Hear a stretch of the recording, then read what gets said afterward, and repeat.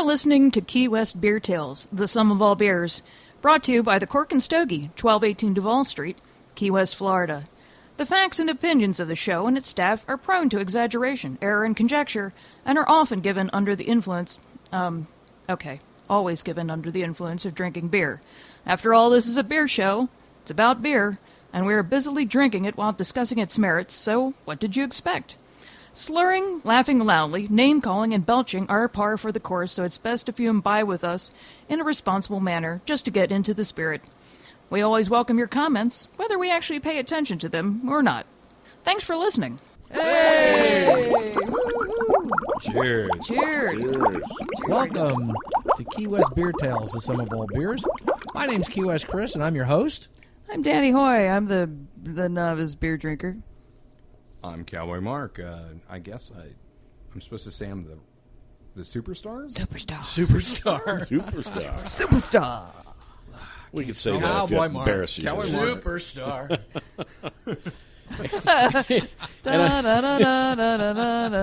All right. And I'm Dave Senior, and I'm hungry. Let's have a beer. That's right, man. Cheers. Cheers to the beer. Ching, Cheers. ching. Cheers and beers.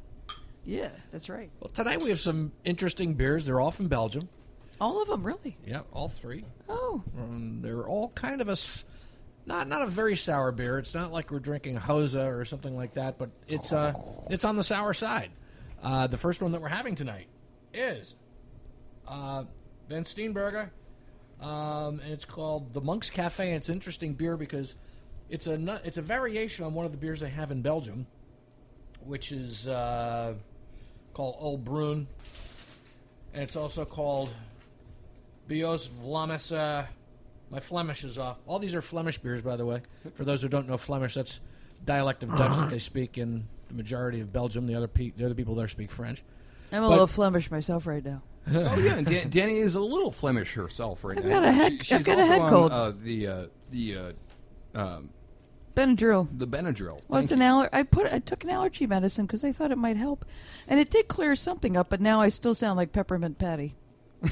Well, there's an angle. Wow, Danny. Hey, Chuck. Where's the? What kind Where's of the Thanksgiving? What kind of Thanksgiving dinner is this? For all of you out there that really loved Peppermint Patty when you were a child. When What's you up, watched the Chuck? Charlie Brown. He's drinking beer tonight. That's right. Okay, so We didn't say that we're sponsored by the Cork and Stogie. 1218 Duval Street. in sunny Key West, Florida. That's why we live here. There you Oh, go. all That's right. where we are right now. We should have said that earlier. Yeah. So this beer, out of the three that we're having tonight, is the only one I haven't actually had. I said I had only one of the three earlier tonight, but when I read the middle one, I was like, oh, yep, I had that one. But this one's really interesting because it's sort of a very strange version. It has a weird. It gets the place on my palate where it really titillizes is either the That's what two she said. sides. We can say that word, which is the two sides of my tongue. That's where I'm getting it the most. Titillating. That's Yeah. what she said. Yep. With Fantasy Fest coming up and everything. So this is like to me this is like a mustard beer. Yeah, that's a good way of putting it. Really? Yeah. Has similar taste characteristics. Yeah, so I would say not yellow mustard seed, but black mustard seed. And if you ever had the difference between black mustard seed, which mustard gas is actually made from, and yellow mustard seed, which... It's in Belgium, right? mustard. Yeah. They kind of go together. Yep. Mustard gas, Belgium, Yeah. First World War, trenches, mud. Trenches. Yeah, so anyway... Old farmhouse. Old farmhouse. Yeah, I digress. Again. Mark, Digressions. We just got here. and Digressions I'm are already part of our digressing. lives. what we're going to do is we're going to change you into Old English, and we're going to call you Mark the Digressor. The digressor. Mark the digressor. I have a giant sword that I just lean on because I'm missing part of my left foot. I have no idea what I'm talking about. It's Anyway, just a flesh wound. it's merely a flesh wound. I have to say, it's just when you got the sour beers, I had to say when you pick these up, I'm just like, oh, we're gonna do sour beers because the first time I had a sour beer, I was just not excited about it. Well, that was the telephone pole. Yeah. Yeah. Yeah. And honestly, like that's not a pedestrian sour. And although these are not pedestrian sours, these are all fine examples. This one is very pleasant. It is, yeah. Actually, it's really nice, honestly, yeah. I believe this is a great gateway drug into the next two beers that we're going to be having tonight. I have a question. Are all because I didn't do any research because I had other stuff going on. Because you have a job. I have his job. So are all sour beers ales? I can't think of any lagers that are. I cannot Stump! It's time to play. stump the nerds. Stump the nerds. No, I don't know of any sour. Which is a any little lagers. bit like Slam the Hamster, which is like a the hammer game when you're Like in Coney whack-a-mole. Island. Whack-a-mole. Whack-a-mole, Slam a hamster. which is actually it's Slam a called, ham sandwich. It's actually called whack-a-mole, and not Whack-a-mole. Slam the Hamster, which is entirely a different game you play in Coney Island. But I think that was a man. very good question you asked there, Danny. Thanks. if I'm thinking lagers outside the bottle. That's outside the bottle. Can I just little Key West tale? Yeah. Okay, That's why So, we're Key West Beer Tales. Anybody who's been to Key West, who is a friend of mine, I kind of either challenge them to find the chart room or take them to the chart room, generally on their last night here. And one of my favorite bumper stickers in the chart room is the bumper sticker on the back room door, and it says, "So many hamsters, so little time." Oh. And I like to point that out because that is a really intense bumper sticker. That is very. It's. Yeah. Oh Lord. I'm getting some crickets here in the room. I just go there We're for the all not peanuts. sure where that's going. That's all. Yeah, we don't know where we're going with one of my it. Key West beer tales. But that's the chart room. The chart room the is. chart room. If Very you guys special don't place. know what the chart room is, you need to come check it out. No, the only bit of advice I'll give you in locating it is that it's at the end of Duval. Yeah. I'll say this: it's a little piece of heaven inside a major corporate entity. Yes, it is. It's a fantastic bar. Well, Yeah. I wouldn't maybe fantastic. It's a great bar. It's a great bar. Yeah. Sure. Okay. Back to the beer. Back to the beer. Open Always back- open only during the night, by the way. Like 4:00 and on. Don't go there at like 10 in the morning. I They're didn't not know open. Yeah, Oh yeah. 4:00. So my next question is, why Jenny? sour beers?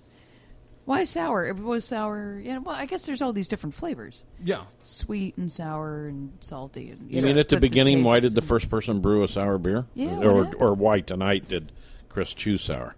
No, more like why create a sour tasting beer? What happened that the sour beer was created? That's a good question too. You're full of them tonight. Here's the thing: I'm full of it.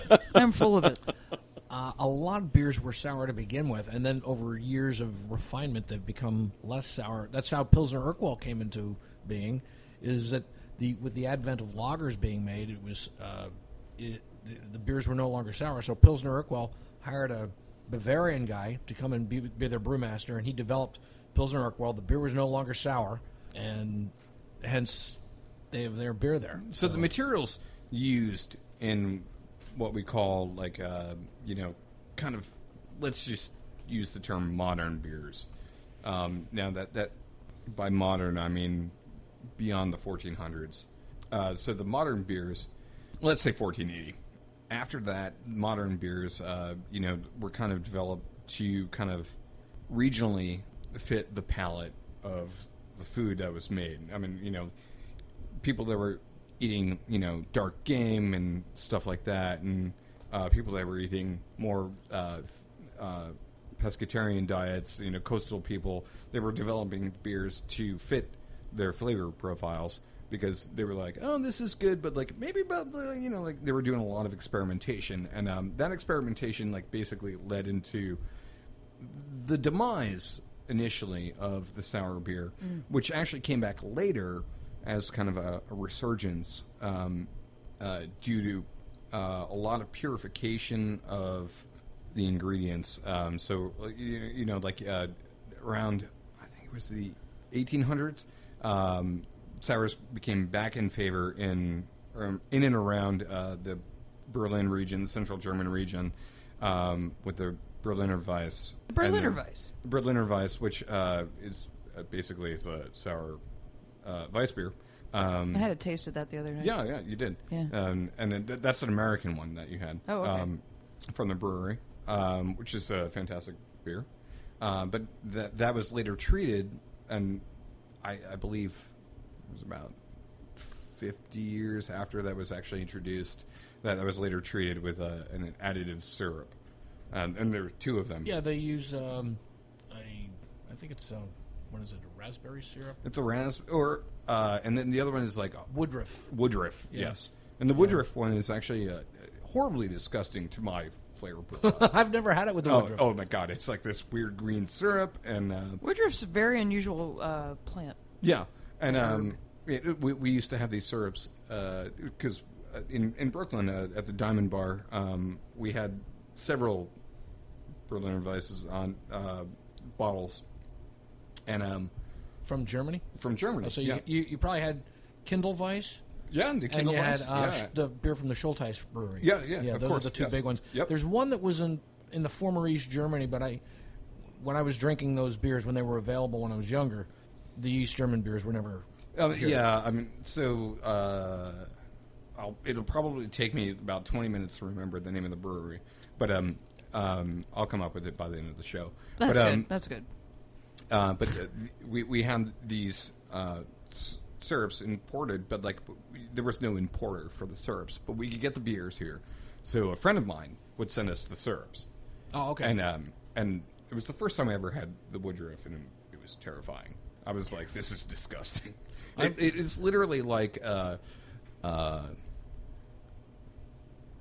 Jägermeister minus the anise with more sugar. Whoa. So, and it's like fluorescent green in color in the bottle. And it wasn't until I actually went to Berlin the first time where people were like, "Oh no, that's gross."